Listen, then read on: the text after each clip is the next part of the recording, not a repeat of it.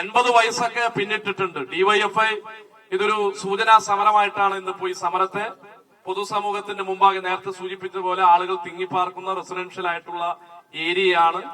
ഇങ്ങനെയുള്ള ആളുകളെ നന്നായി കൈകാര്യം ചെയ്യാൻ ഡിവൈഎഫ്ഐക്ക് അറിയാം.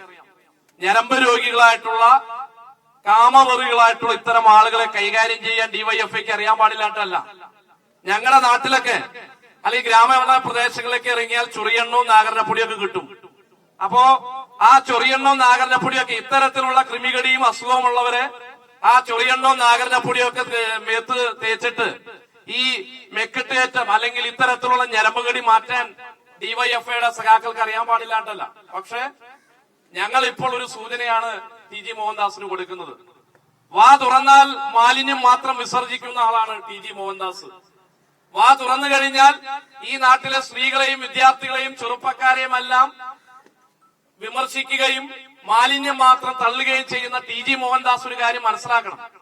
ടി ജി മോഹൻദാസ് എപ്പോഴും വീടിനകത്ത് ഇതുപോലെ പോലീസിന്റെ ബാരിക്കേഡുകൾ തീർത്തുകൊണ്ട് ടി ജി മോഹൻദാസിന് സംരക്ഷണം ഒരുക്കാൻ പോലീസിനും കഴിയില്ല.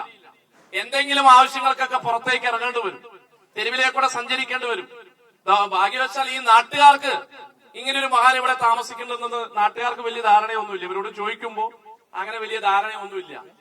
ഏത് കാരണവശാലും വീട്ടിൽ നിന്ന് പുറത്തേക്ക് ഇറങ്ങിയാൽ, തെരുവിലേക്ക് ഇറങ്ങിയാൽ ഈ കേരളത്തിലെ സ്ത്രീകളുടെ അഭിമാനം എന്തെന്ന് ടി ജി മോഹൻദാസ് അറിയാൻ പോണുള്ളൂ. ഈ കേരളത്തിലെ വിദ്യാർത്ഥികളുടെയും ചെറുപ്പക്കാരുടെയും സ്ത്രീകളുടെയും അഭിമാനത്തെ സ്പർശിച്ച, അഭിമാനത്തിന് കളങ്ങിലേക്കുന്ന ഏത് ടി ജി മോഹൻദാസ് ആയാലും ആ ടി ജി മോഹൻദാസിനെ കൈകാര്യം ചെയ്യാൻ കേരളത്തിലെ അമ്മമാരും സ്ത്രീകളും തെരുവിലുണ്ടാവും. അത് തർക്കം വേണ്ട. അപ്പൊ അങ്ങനെ ഞങ്ങൾ ഈ തെരുവിൽ നിലയുറപ്പിച്ചാൽ ടി ജി മോഹൻദാസ് എന്ന് പറയുന്ന ഒരു അപ്പുപ്പന്താടി പോലെ ഇങ്ങനെ ആകാശത്തു കൂടെ പറന്ന് അല്ലെങ്കിൽ അന്തരീക്ഷത്തിൽ കൂടെ പറന്നു നടക്കുന്ന ഒരു സാഹചര്യം ഉണ്ടാകും എന്ന് ടി ജി മോഹൻദാസ് ഓർക്കുന്നത് നല്ലതാണ്. സ്ത്രീകളെയും വിദ്യാർത്ഥികളെയും ചെറുപ്പക്കാരെയും അമ്മമാരെയും പെങ്ങന്മാർക്കും നേരെ ഇത്തരത്തിലുള്ള പരാമർശങ്ങൾ, ഇത്തരത്തിലുള്ള കേട്ടാൽ അറപ്പുളവാക്കുന്ന ഇവിടെ മാധ്യമപ്രവർത്തകരൊക്കെ ഉണ്ട്.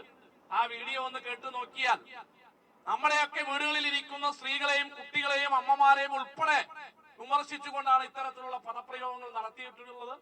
തീർച്ചയായും പുരോഗമന കേരളത്തിന്, ജനാധിപത്യ സമൂഹത്തിന്, മതനിരപേക്ഷ സമൂഹത്തിന് ഒരിക്കലും അംഗീകരിക്കാൻ കഴിയാത്ത പദപ്രയോഗമാണ് അദ്ദേഹം നടത്തിയിട്ടുള്ളത്.